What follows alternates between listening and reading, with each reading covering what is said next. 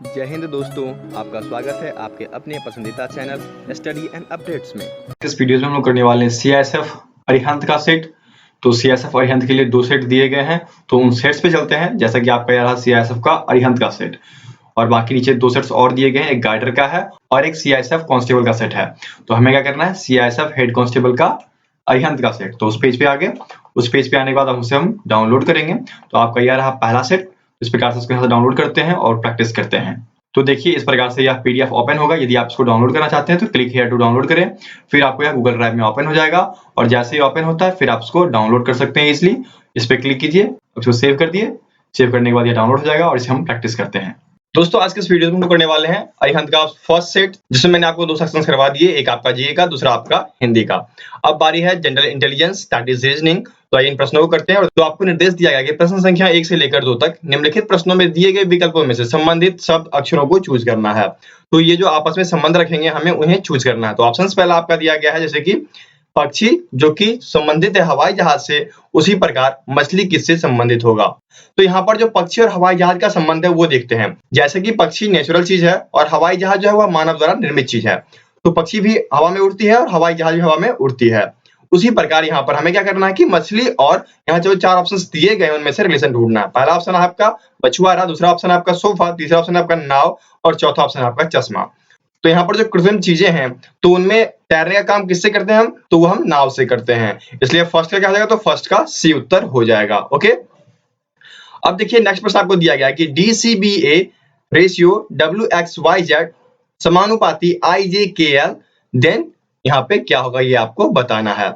मैंने आपको पिछले कई वीडियोस में बताया है कि इन प्रश्न का जो रिलेशन होता है वह अल्फाबेटिकल ऑर्डर पे डिपेंड करता है। तो यहाँ पर देखिए DCBA, तो यहाँ पर क्या आपका ए आपके पहले स्थान पे आता है, फिर उसके बाद बी आता है, फिर सी आता है, फिर आपका डी आता है। तो इसका जो क्रम बन रहा है, यह क्रम बन रहा है आपका घटते क्रम 4 3 2 1, और यहाँ पर आपको दिया गया WXYZ, तो यह आपको बढ़ते क्रम दिया गया है। तो W किस पोजीशन पे आता है, तो W आपको 23 पे आता है, X आपको 24 पे आता है, Y आपको 25 पे आता है और Z आपको 26 पे आता है।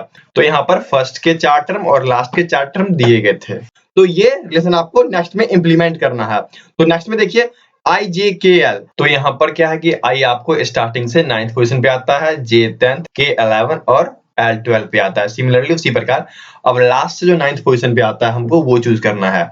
तो यहाँ पर आपको C वाला RQPO, इसमें क्या है कि घटते क्रम है। R आपको 18 पोजीशन पे आता है, उसके बाद फिर आपका जो Q है वह 17 पे आता है, P आपको 16 पे आता है एवं O आपको 15 पे आता है।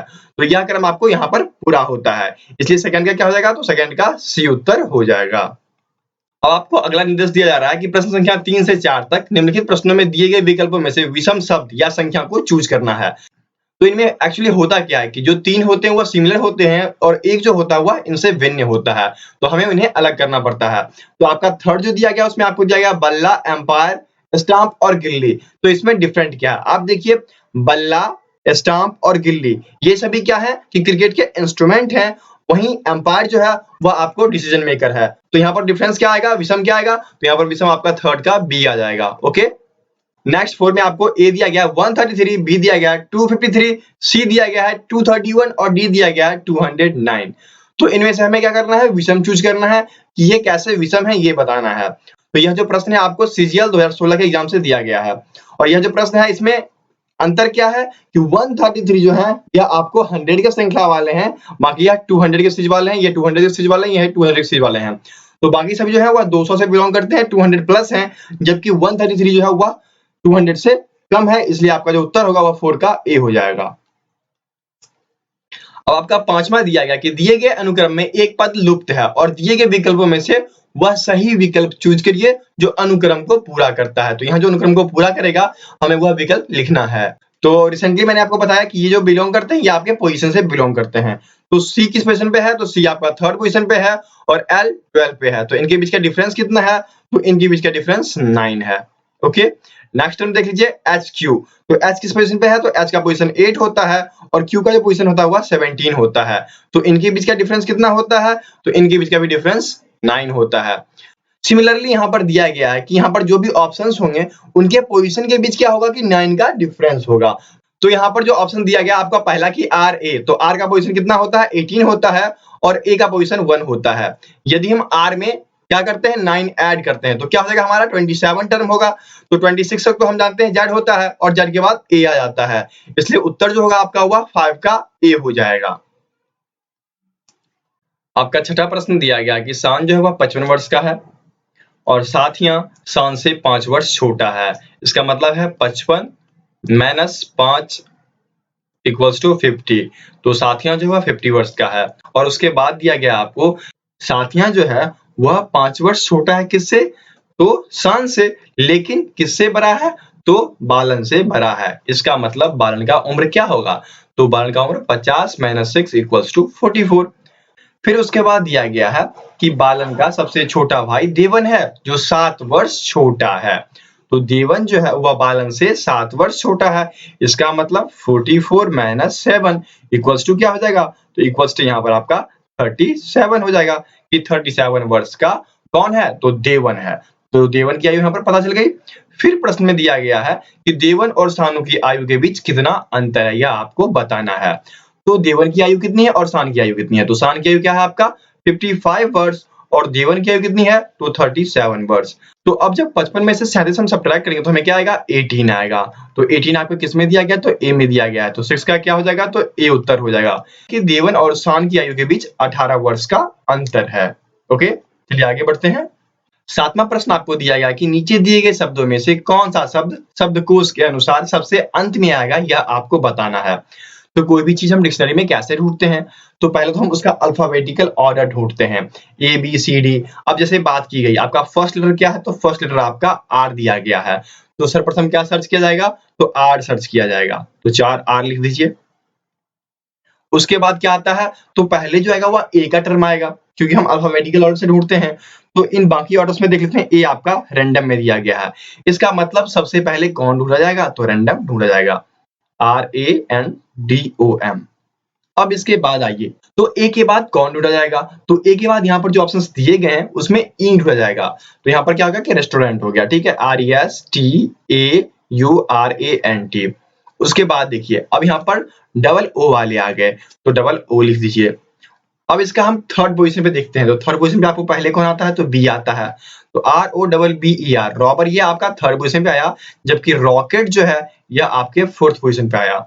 अब क्या कह रहा है प्रश्न में कि शब्दकोश में सबसे अंत में कौन आएगा, तो सबसे अंत में आपका कौन आ रहा है, तो बी आ रहा है, रॉकेट। तो 7 का बी उत्तर हो जाएगा। अब आपका 8वां प्रश्न दिया गया कि निम्नलिखित श्रेणी में 7 ऐसे हैं जो सम संख्या के पहले आए हैं परंतु विषम संख्या के बाद नहीं आए हैं। अब देखिए प्रश्न जो कह रहा है उसको गौर से एक बार ध्यान दीजिए कि 7 जो है वह सम संख्या के पहले आए हैं लेकिन विषम संख्या के पहले नहीं आए हैं। इसका मतलब यहाँ जो होगा वह भी सम संख्या ही होगा। तो 7 सम के पहले और सम के बाद होना चाहिए, यहाँ पर दिए गए इन सीरीज में। तो आइए ढूंढते हैं, तो 7 कहाँ कहाँ दिया गया, पहले उसको टिक कर लीजिए। एक साथ यहाँ है, एक साथ यहाँ पर है, एक साथ आपका यहाँ पर है, एक यहाँ पर है, एक यहाँ पर है, यहाँ पर है। टोटल 7 हम लोग फाइंड आउट कर लिए। अब क्या करना है इसमें, अब हम ढूंढते हैं पहले भी सम होना चाहिए और बाद भी सम होना चाहिए, मतलब इधर भी सम इधर भी सम।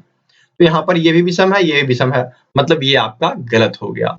दूसरा देखिए, यह सम तो है लेकिन पहले विषम हो गया, तो यह आपका गलत हो गया। थर्ड पे आइए, पहले विषम है लेकिन बाद में सम है, तो भी यह गलत हो गया।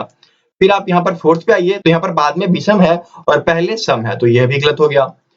और लास्ट वाला है आपका पहले 2 और 6, तो यह भी सम है और यह भी सम है, इसका मतलब कि यह आपका सही हो गया। फिर देखिए यहाँ पर 7 के पहले विषम है बाद में सम है, तो यह भी आपका गलत हो गया।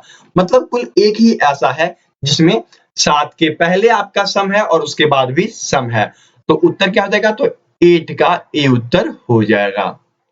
ओके, अब आपका 9वां प्रश्न दिया गया कि दिल्ली के लिए बस हर 3.5 घंटे बाद जाती है।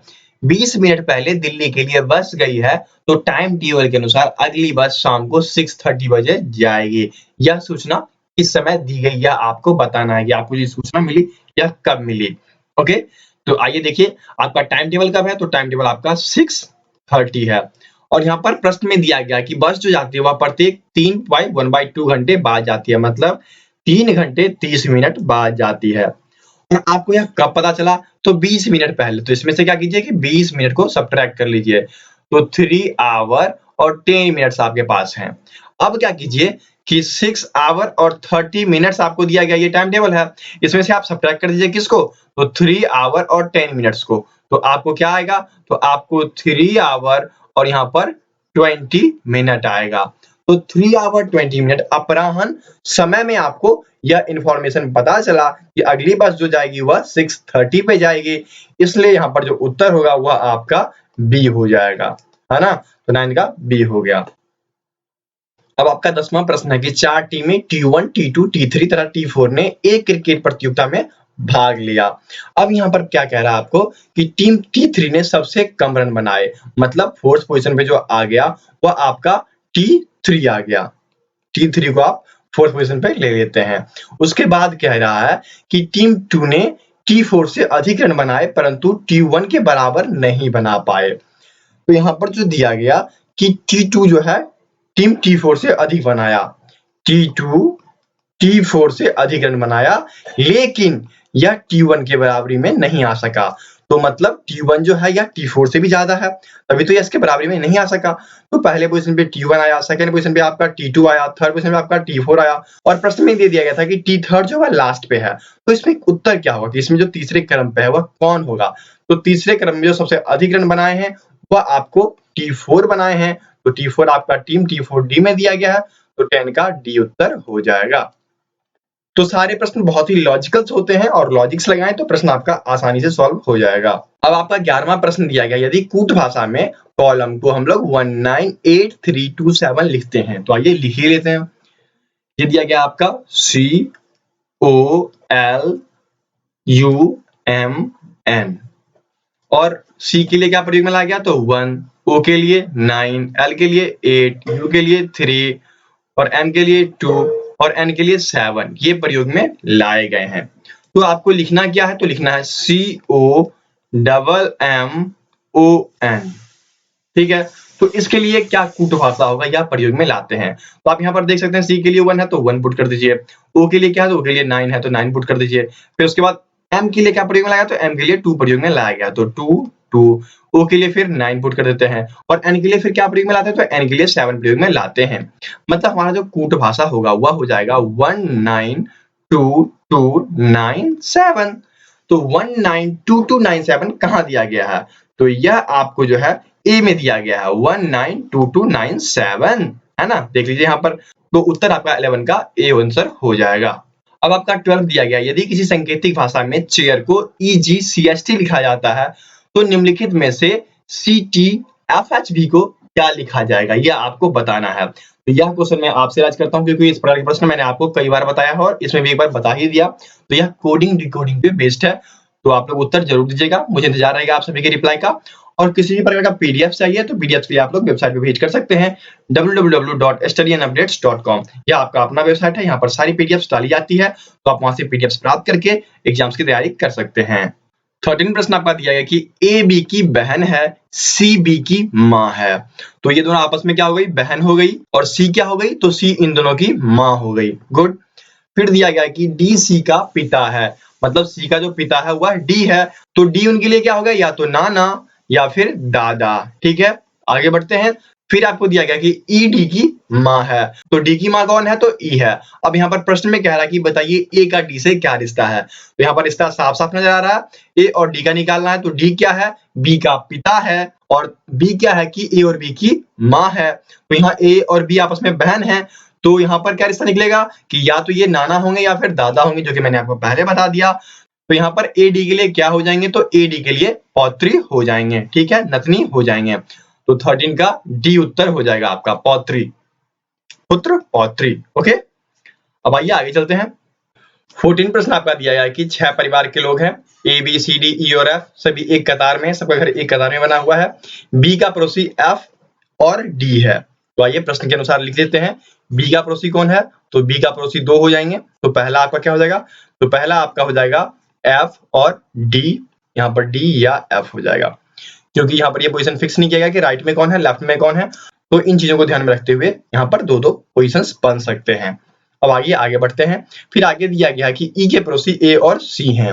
नेक्स्ट आपको कह दिया गया कि ई के पड़ोसी कौन कौन है, तो 2 हैं, ए और सी। तो यहाँ पर आपका क्या आ सकता है, तो यहाँ पर आपका ए भी आ सकता है, सी भी आ सकता है, यहाँ भी आपका ए और सी दोनों आ सकता है, क्योंकि यहाँ पर लेफ्ट राइट का कंडीशन नहीं है, इस बात को भी ध्यान रखना। अब आपको प्रश्न में कह रहा है कि ए जो है वह एफ या डी के बगल में नहीं है, मतलब ये जो है एफ या डी के बगल में नहीं है, ये कंडीशन आपका यहाँ पर रॉन्ग हो जाता है। तो इसका मतलब है कि ए यहाँ पर नहीं होगा, तो यहाँ पर सी ही रहेगा।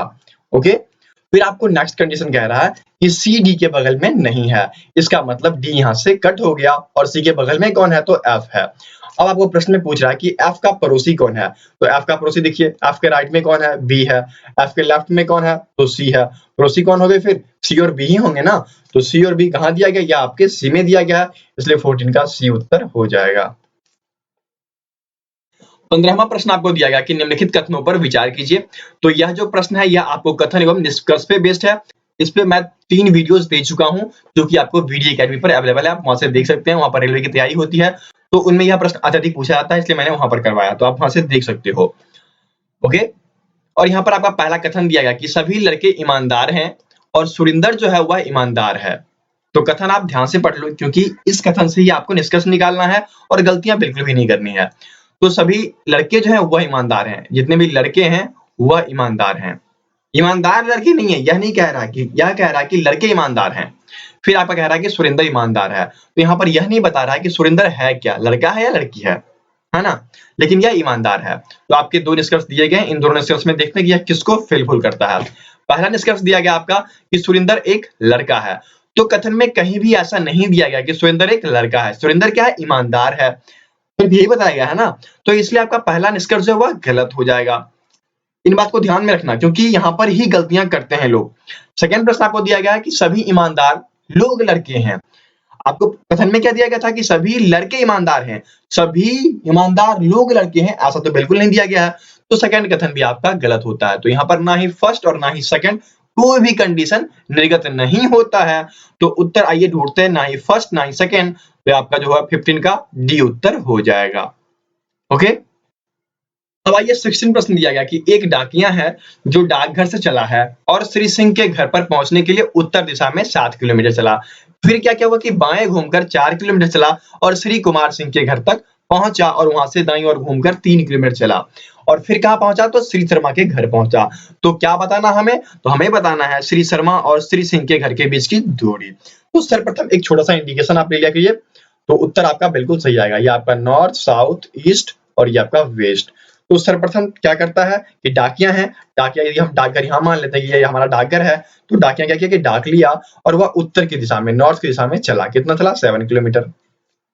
फिर वहां से क्या किया कि वहां यह क्या कर रहा है कि वहां यह बाईं ओर घूम रहा है, यह इसका राइट है, यह इसका लेफ्ट है, लेफ्ट की ओर घूमकर यह चला 4 किलोमीटर। यहाँ पर क्या है कि श्री कुमार का घर है और यहाँ 4 किलोमीटर चल रहा है। फिर वहां से यह 3 किलोमीटर चला, तो फिर यह 3 किलोमीटर यहाँ चला। अब ये जो 3 किलोमीटर चला फिर कहाँ पहुंचा, तो श्री शर्मा के घर पहुंच गया। फिर आपका कह रहा है कि इन दोनों के घरों के बीच की दूरी क्या है। एक घर यदि आपका यहाँ है तो दूसरा घर यहाँ पर है, तो इनकी बीच की दूरी हम कैसे निकालेंगे, तो इनकी बीच की दूरी बहुत ही नॉर्मल है। तो यहाँ पर क्या करना है कि यहाँ पर फॉर्मूला पुट कर देना है, ये आपका 90 डिग्री बन गया। यहाँ पर क्या होगा कि 3 का स्क्वायर प्लस 4 का स्क्वायर अंडर रूट कर देना है। कीजिए, 9 + 16 under root that's equals to under root 25 equals to 5 kilometre. तो इनके बीच की जो घर की जो दूरी है वह कितनी है, 5 किलोमीटर है। तो 5 किलोमीटर ये उत्तर में ढूंढते हैं, तो 5 किलोमीटर आपको ए में दिया गया है, इसलिए सेक्शन का ए उत्तर हो जाएगा। तो बहुत ही ट्रिकी प्रश्न है ये सब, क्योंकि इनमें घुमा घुमा कर पूछ देते हैं प्रश्न, तो इसलिए आराम से इन प्रश्नों को देखकर क्या करें, तभी आपका उत्तर सही निकलेगा। अब आपका 17 दिया गया है कि यदि x का अर्थ है प्लस, प्लस का अर्थ है भाग और माइनस का अर्थ है गुना और भाग का अर्थ है घटाओ, तब 8 गुना 7 घटाओ 8 जोड़ 40 भागा 2 का मान क्या होगा, हमें यह बताना है।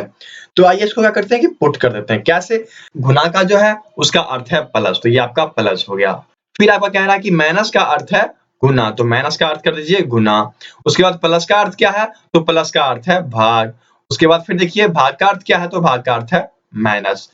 तो ये मैंने पहले साइन चेंज कर दिया। और इन बात का ख्याल रखेंगे कि यहाँ पर कोई निर्देश तो नहीं दिया गया कि इसे बोर्ड मास की तरह करना है या फिर सीरियल वाइज करना है, तो यहाँ पर कोई भी निर्देश नहीं दिया गया है, इसलिए इसको बोर्ड मास की तरह सॉल्व कर देंगे।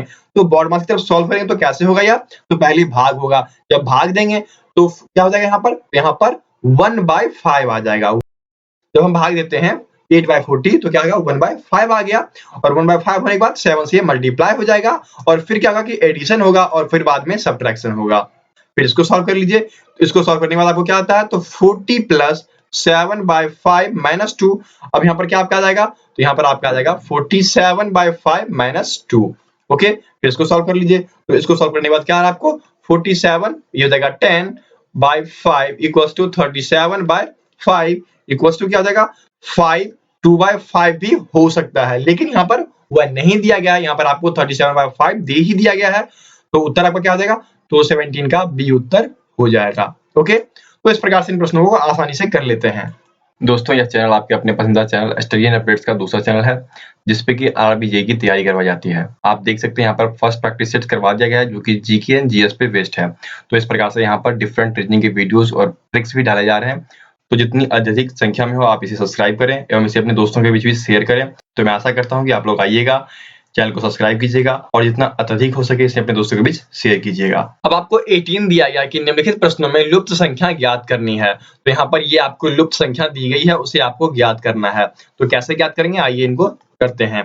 तो यह जो है आपका टेबुलर फॉर्म में दिया रहता है, मैट्रिक्स के फॉर्म में दिया रहता है। तो इनमें ना क्या करना है आपको कि सबसे पहले इनके आपस में रिलेशन ढूंढना होता है। ये जो होते हैं ये ऐसे रिलेशन दिए होते हैं अधिक मात्रा में। तो सर्वप्रथम क्या करते हैं कि इसी को हम ढूंढ लेते हैं। यहाँ पर आइए देखिए क्या दिया गया है, 10, 18, 28 और 20। इसमें कोई रिलेशन मिल रहा है आपको, तो मिल रहा है ना। देखिए यहाँ पर यदि हम 28 माइनस 18 और प्लस 10 करते हैं तो हमें क्या आता है, 10 प्लस 10 इक्वल्स टू 20।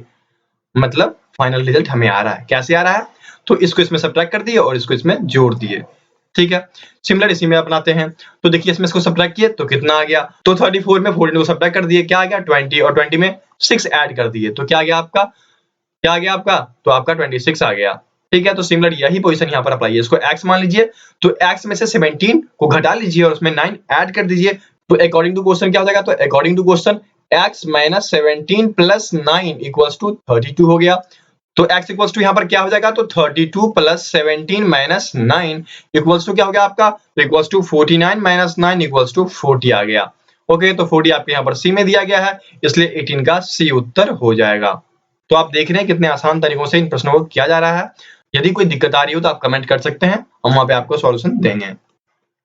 19 में दिया गया आपका कि निम्नलिखित उत्तर आकृतियों में कौन सा घन दिए गए प्रश्न आकृति में खुले घन से बनाया नहीं जा सकता है, यह आपको बताना है। तो आपको घन बनाने आता है, सर्वप्रथम आपको घन बनाना आना चाहिए। तो घन बनाने के लिए जैसे कि आपका यह घन इस प्रकार से बन जाएगा, कुछ इस प्रकार से घन बनता है ना। ये देखिए ऐसे, ये ऐसे। ओके, एक घन आपका ऐसे तैयार हो जाएगा, दूसरा घन आपका कुछ इस तरीके से इस तरफ भी जा सकता है। ये आपका घन तैयार है। तो बीच में क्या होगा, तो बीच में आपका ये स्टार आ जाएगा दोनों में। तो बीच में लीजिए आपका ये स्टार आ गया। फिर ऊपर में क्या है, तो फिर ऊपर में सर्कल और बगल में प्लस का साइन है। तो इधर देख लीजिए, अगर इस तरफ देखते हैं तो ये आपका ये स्टार इधर चला आएगा और ये सर्कल ऊपर चला आएगा। तो यहाँ पर ये दो कंडीशन तो आपको बिल्कुल फॉलो हो ही रहे हैं, आप देख रहे होंगे। तो अगर ये सर्कल है तो ये तो बिल्कुल बनेंगे, और यदि हम स्टार का बनाते हैं तो स्टार हमारा इस तरफ है, इसको यदि रोटेट करते हैं तो हमारा क्या है कि स्टार सामने आ जाएगा, फिर ये जो है ये पीछे चला जाएगा और सर्कल हमारा ऊपर रहेगा। तो आपका पहला कंडीशन बिल्कुल सही बनता है। तो यहाँ पर देखते हैं सेकंड, क्या सेकंड बनता है इससे, तो प्लस देख लीजिए, प्लस के जस्ट ऊपर, ठीक है, इसको हम रोटेट करेंगे तो ये बन सकता है, यह बन रहा है। अब देख लीजिए थर्ड, तो यहाँ पर जो है आपका थर्ड में है, ये दोनों आपस में एक दूसरे के विपरीत होने चाहिए तभी ये बनेंगे। तो यहाँ पर क्या कि ये बगल में कर दिया गया, तो ये पॉसिबल नहीं, ये एक दूसरे के विपरीत होने चाहिए तभी होंगे, क्योंकि यहाँ पर स्टार आ रहा तो ये विपरीत में चले जाएंगे, ये भी विपरीत में चले जाएंगे, ये नीचे की तरफ गया, ये ऊपर की तरफ गया। तो ये आपका यहाँ पर सी गलत दे दिया गया है। तो यहाँ पर उत्तर क्या जाएगा, तो उत्तर आपका सी हो जाएगा। तो आपको थोड़ी इमेजिनेशन करनी भी आनी चाहिए। यदि आप घन देखते हैं, डाइस देखते हैं, यदि आप लूडो छक्का खेलते हैं तो लूडो देखे होंगे, तो इन चीजों को इमेजिन कीजिए तो आपका ये आसानी से प्रश्न सॉल्व हो जाएगा। 20 आपका दिया गया कि दिए गए चित्रों में से वह चित्र चूज कीजिए जिससे निम्नलिखित अवयवों का समूह सही तरीके से चित्रित होता है, बनता है।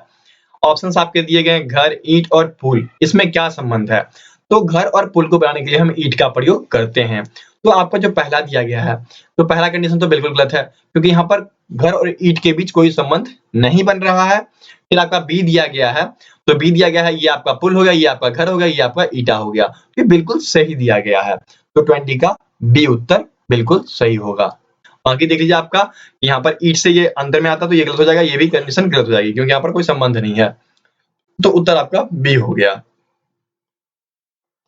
तो यहाँ पर देखिए 21 दिया गया कि नीचे दिए गए शब्दों को अर्थपूर्ण रूप से सुव्यवस्थित कीजिए और उनमें उनका पोजीशन ढूंढिए। तो यदि आप पोजीशन बनाते हैं तो आप यहाँ पर क्या कॉन्सेप्ट बनाइएगा कि यहाँ पर दिया गया स्थान, योजना, किराया, घर, इमारत, भवन निर्माण। तो एटलीस्ट क्या होगा जब यदि हम योजना करते हैं, घर बनाते हैं, तो भवन निर्माण के बाद हमें क्या करेंगे, उसको किराए पे लगाएंगे, हमें किराया आएगा, है ना। तो लास्ट टर्म तो हमारा पक्का किराया बनेगा। तो कभी कभी क्या करते हैं कि हम प्रश्नों को उल्टा सॉल्व करना शुरू करते हैं। यदि हम लास्ट टर्म से सॉल्व करना शुरू करें तो हमें प्रश्न बहुत ही जल्दी सॉल्व हो जाता है। तो यहाँ पर देखिए यदि 3 किसी लास्ट में दिया गया तो वह उत्तर आपका बिल्कुल सही होगा। तो थर्ड आपके डी में दिया गया है कि किराया होगा। तो यहाँ पर देखिए यदि आप सोचते कि पहले क्या करते, तो पहले आपके पास धन होने चाहिए क्योंकि घर बनाने से पहले आपके पास धन होना चाहिए। फिर आप क्या करोगे, फिर आपका एक स्थान होगा जहां पे आप योजना बनाओगे। तो फिर आपका पहला क्या होगा, धन हो गया, फिर आपका स्थान हो गया, फिर आपका योजना हो गया, फिर क्या होता है कि भवन निर्माण हो गया और इमारत तैयार हो गई, फिर उसे हम किराए पे लगा दिए। एटलीस्ट होना तो यही था ना। तो कॉन्सेप्ट देख रहे हो, यदि हम बैकवर्ड से कॉन्सेप्ट लगाते हैं तो बहुत ही जल्दी प्रश्न सॉल्व होता है। इसलिए जब मैट्रिक्स का प्रश्न हो और इन तरीके के प्रश्न हो तो इसको माइंड में सॉल्व कीजिए कि लास्ट में क्या आने वाला है और उससे आप प्रश्नों को सॉल्व कीजिए। तो 21 का क्या हो जाएगा, तो 21 का डी उत्तर हो जाएगा। 22 दिया गया कि यहाँ पर एक कथन दिया गया है और उसमें 2 परिकल्पनाएं दी गई है। तो उन परिकल्पनाओं में कौन सा परिकल्पना आपका सत्य होगा यह हमें पता लगाना है। तो कथन में किसी ने कहा कि पटना से दिल्ली पहुंचने के लिए हवाई जहाज से जाओ। इसका क्या मतलब निकलता है, इसके लिए हम क्या सोचते हैं, हमारे माइंड में क्या आता है, क्या पटना और दिल्ली आपस में जुड़े हुए हैं वायु मार्ग से? तो बिल्कुल सही, पहला आपका जुड़ा हुआ है। ठीक है, आपका सेकंड कथन पे चलते हैं। सेकंड कथन ऊपर की तरफ दिया हुआ है और सेकंड परिकल्पना दिया गया है आपका कि पटना दिल्ली से पहुंचने के लिए दूसरा कोई साधन नहीं है। तो ऐसा नहीं है क्योंकि यहाँ पर बाई आप ट्रेन भी जा सकते हो, सड़क से भी जा सकते हो, तो दूसरा साधन भी उपलब्ध है। तो आपका पहला कंडीशन सिर्फ सत्य हो रहा है। तो सिर्फ पहला कंडीशन किस में दिया गया है, तो सिर्फ पहला कंडीशन जो है वह आपको ए में दिया गया है, इसलिए उत्तर क्या होगा, तो 22 का ए उत्तर हो गया, केवल एक अंतर्निहित है। अब देखिए 23 दिया गया है कि नीचे प्रश्न में दिए गए चित्रानुसार कागज को मोड़कर काटने और खोलने के बाद कौन सी उत्तर आकृति बनेगी यह आपको बताना है। तो जैसा कि यहाँ पर पहले ऐसे मोड़ा गया, फिर ऐसे मोड़ा गया, तो फिर क्या करते हैं, इसको अपोजिट खोल लेते हैं, इस तरफ खोले तो एक पॉइंट यहाँ 1 2 3 यहाँ पर आ गए। ठीक है, यह आपका कुछ इस तरीके से बंद हो गया। फिर यदि ये इस तरफ से बंद है, इसको फिर इस तरफ से ओपन कर देते हैं। तो जैसे ही ओपन करेंगे 2 पॉइंट यहाँ पर, 1 2 3 यहाँ पर, 1 2 3 यहाँ पर, मतलब कुल जो बनेगा वह आपका एक क्वाड्रेंट में 4 पॉइंट्स होने चाहिए। तो एक क्वाड्रेंट में 4 पॉइंट्स कुछ आपको ए में दिया गया है। आप यदि क्वाड्रेंट में इसको डिवाइड करते हैं तो आप यहाँ पर देख सकते हैं 1 2 3 4, 1 2 3 4, 1 2 3 4, 1 2 3 4, मतलब आपका ए वाला जो उत्तर है वह बिल्कुल सही है। तो 23 का ए उत्तर हो जाएगा। ओके, आपको 24 दिया गया कि यदि एक दर्पण एमएन रेखा पर रखा जाए तो उसका उत्तर आकृति क्या बनेगा यह आपको बताना है। तो उत्तर आकृति दर्पण में कैसी बनती है, तो उत्तर आकृति जो होती है दर्पण में वह उल्टी बनती है और वास्तविक बनती है। तो यदि आपका यह कॉन्सेप्ट यदि ऐसा है तो यही कॉन्सेप्ट सेम ऐसा रहेगा और यह आपका कुछ अंदर से ये इस तरफ हो जाएगा, फिर ये कॉन्सेप्ट ऐसा रहेगा, यह आपका ऐसा हो जाएगा। ठीक है, तो पहला तो आपका ये बन गया। फिर आपका दूसरा कॉन्सेप्ट क्या होगा, तो यह आपका इस तरफ है तो यह आपका इस तरफ हो जाएगा क्योंकि उल्टा बनाना हमें, और यह इस तरफ बन जाएगा। तो देखिए ये ढूंढिए यह कहाँ दिया गया है, तो यह आपको पहले ही उत्तर आकृति में दे दिया गया है। तो 24 का ए उत्तर हो जाएगा। 25 दिया गया कि दी गई आकृति में कितने त्रिभुज हैं यह आपको पता लगाना है। तो यहाँ पर जो कुल त्रिभुज दिए गए हैं वह आपको डी 14 त्रिभुज दिए गए हैं, आप काउंट कर लो। आप देख सकते हो 1 2 3 4 5 6 7 8 9 10 11 12 13 14, तो टोटल जो है हमारे 14 त्रिभुज इसमें दिए गए हैं। तो 25 का डी उत्तर हो जाएगा। तो इस प्रकार से आज के इस वीडियोस में 25 में से 24 क्वेश्चन मैंने कराए, एक क्वेश्चन मैंने आपसे राइज किया, तो उसका उत्तर देना बिल्कुल ना भूलें। एवं नेक्स्ट वीडियो जो आएगी वह मैथ की आएगी। मैं आशा करता हूं कि आपको ये वीडियो पसंद आई होगी, और यदि पसंद आई तो आप लोग इसे शेयर जरूर करें, ओके, और कमेंट करना बिल्कुल ना भूलें, क्योंकि मैं जो क्वेश्चन पूछता हूं मुझे उसका इंतजार रहता है। तो प्लीज आप लोग कमेंट भी करें तो मुझे अच्छा लगेगा। जिस प्रकार से आप सभी को ये वीडियोस मिलती है तो आप सभी को खुशी प्रदान होती है, सिमिलरली उसी प्रकार हमें भी तब खुशी मिलती है जब आप हमें रिव्यू करते हैं। कहाँ करते हैं, तो हमारे फेसबुक पेज पर आकर। तो आप यहाँ देख सकते हैं, यहाँ पर कुछ बच्चों ने रिव्यू किया है। टोटल 4.6 रिव्यूज हैं अभी। तो आप भी आइए एवं रिव्यू कीजिए और जो भी हमारे बारे में राय है वो राय आप लिख सकते हैं, कमेंट कर सकते हैं यहाँ पर, तो मुझे बहुत ही खुशी मिलेगी। तो मैं आशा करता हूँ कि आप लोग रिव्यू जरूर कीजिएगा। वीडियो अच्छी लगी तो सर्वप्रथम आप पहले वीडियो को लाइक कर दें, चैनल को सब्सक्राइब कर लें एवं जितना अत्यधिक हो सके इसे अपने दोस्तों के बीच, अपने कलीग्स के बीच, जो भी गवर्नमेंट जॉब्स की तैयारी करते हैं उनके बीच शेयर जरूर करें।